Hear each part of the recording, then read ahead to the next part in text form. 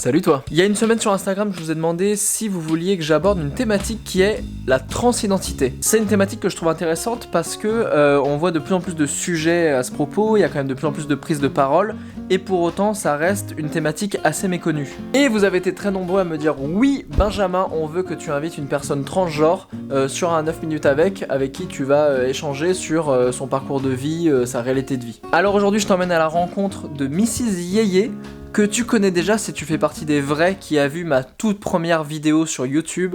J'en profite également pour préciser que je ne suis évidemment pas un expert de la transidentité et que Mrs Yeye non plus n'est pas experte.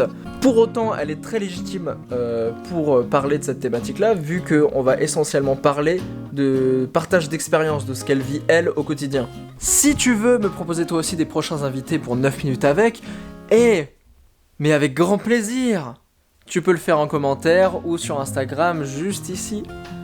On est donc parti pour 9 minutes ensemble d'interviews sans coupure, sans interruption, que du réel à un vrai moment de vie, c'est parti. Merci. Et on est parti. Salut Yeye. Hello. Comment ça va? Fort bien, trop bien en ce moment, la pêche de ouf. C'est vrai? Ouais, en plus il fait beau, c'est génial. C'est vrai qu'on est dans un beau parc là. Il fait beau, ça sent l'été. Ouais, et puis je suis tellement réceptif au soleil que laisse tomber. Est-ce que tu peux te présenter en 30 secondes pour les gens qui ne te connaissent pas? Salut, c'est Yelena du projet Mrs Yeye. Je suis une chanteuse sur internet depuis bientôt 8 ans. Ça fera 8 ans en octobre. Le temps passe. Ah, c'est vieux. Et voilà, je fais du pop rock, chanté en français, avec des sonorités très électroniques, très modernes et tout. Et je suis trans. Et je crois que c'est beaucoup pour ça que j'ai été invité aujourd'hui.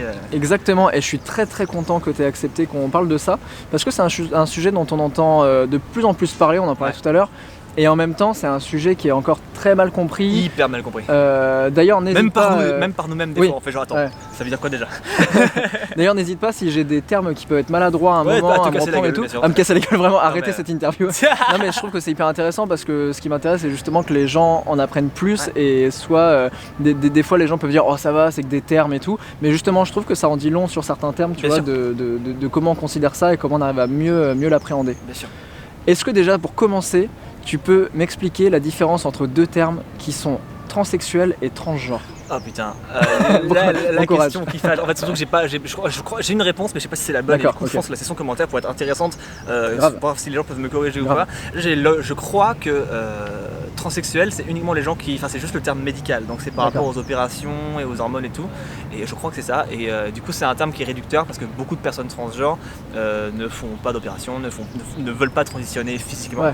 Et que du coup, dire transsexuel pour les personnes transgenres, c'est excluant. Et du coup, je crois que c'est pour ça que le terme est très mal reçu de la part des personnes trans. Transgenre c'est tout le monde, transsexuel c'est juste quelques personnes, je crois que c'est ça. Vous me direz, peut-être que je dis de la merde. Comme je disais tout à l'heure, je suis pas militante trans. Ça c'est hyper intéressant. Et du coup c'est possible que mes propos soient maladroits et soient pas en raccord avec ce que le milieu trans revendique en ce moment, j'en sais rien.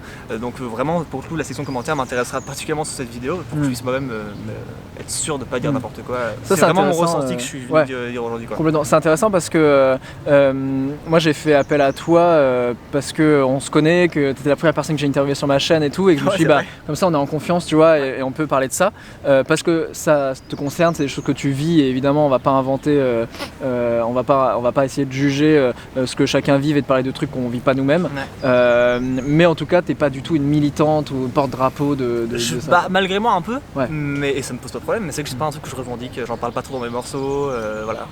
Le seul morceau qui parle de transidentité, je l'ai écrit avant de savoir que j'étais trans. D'accord, ok. Donc, du coup, Ça c'est intéressant parce que, comme je disais, moi je t'ai interviewé il y a 2 ans, un truc comme ça. Putain, je le savais déjà. Ça passe. Je le savais déjà. C'était caché sous la barbe. C'était exactement la question, c'était est-ce que à l'époque publiquement en tout cas t'avais déjà dit qu'en tout cas t'étais bisexuel, etc. Ça c'est depuis le départ. Ouais. Très longtemps que je le sais ça. Mais en tout cas aux yeux de tous t'étais un homme. Ouais. Est-ce que toi tu le savais déjà? Est-ce que c'est un truc que tu sais depuis toujours ou est-ce qu'il y a eu un déclic au moment où tu t'es dit ah mais putain mais oui en fait c'est... En fait les indices sont très nombreux dans ma vie, sauf que la question de genre s'est pas posée dans ma life avant d'arriver au lycée où j'ai beaucoup été... c'est au lycée que j'ai connu le harcèlement scolaire. Et avant je m'en foutais un peu de comment je pouvais être perçu, comment moi je me percevais, je m'habillais de façon fonctionnelle et j'étais dégueulasse. Et c'est en arrivant au lycée du coup que on m'a renvoyé t'es un homme et tu rentres pas dans les cases d'un homme. et notamment parce que je m'intéressais pas au sexe, je m'intéressais pas aux meufs, ni rien, et nos mecs, enfin je m'intéressais pas, voilà. Et du coup, et donc j'ai voulu rentrer à mort dans le moule très masculin, très viriliste, c'est pour ça que j'ai assumé une grosse barbe pendant très longtemps, que ma voix, j'essayais de la rendre la plus granuleuse possible, que j'étais tout le temps torse poil sur scène pour montrer le peu d'abdos que j'avais et tout. Il y avait un côté très revendicatif, genre si je suis un garçon, hein, je vous jure, parce que c'était ce qui m'a été reproché pendant mon harcèlement en fait. C'est une des raisons que voilà. Et du coup la question de genre a soit été pas importante pour moi, soit hyper importante, mais dans le côté masculin. Et j'ai commencé à déconstruire ça avec le temps. Et c'est vraiment vers 2015 que j'ai commencé à me dire genre mince, je suis peut-être une fille en fait, tu vois. Mais les indices sont depuis que je suis gamine, il y en a des moments enfants où je priais pour devenir une fille, des moments où je demandais à mon prof de chant est-ce qu'on peut avoir une voix de fille alors qu'on est un garçon. C'est comme ça, tu vois, plein d'indices partout dans ma life qui font que en fait ça a toujours été là, mais j'en ai pris conscience qu'en 2015.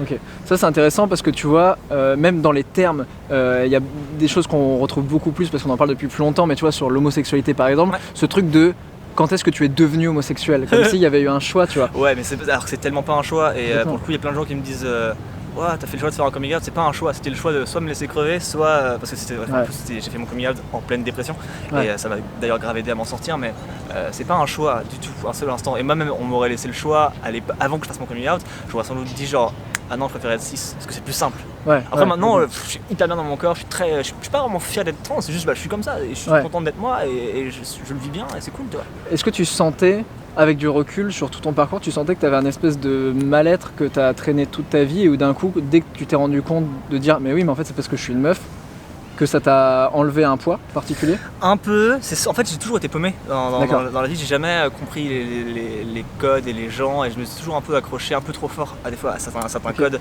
que ce soit la communauté métal, que ce soit comme tu dis les codes très masculins, que ce soit à une époque j'ai commencé à écouter du reggae, du coup je me suis fait des dreadlocks et je portais des gros, comme j'étais perdu, je me suis toujours un peu trop accroché aux codes des autres pour essayer de rentrer un peu dans un moule pour me faire accepter, parce que moi je suis paumé, tu vois.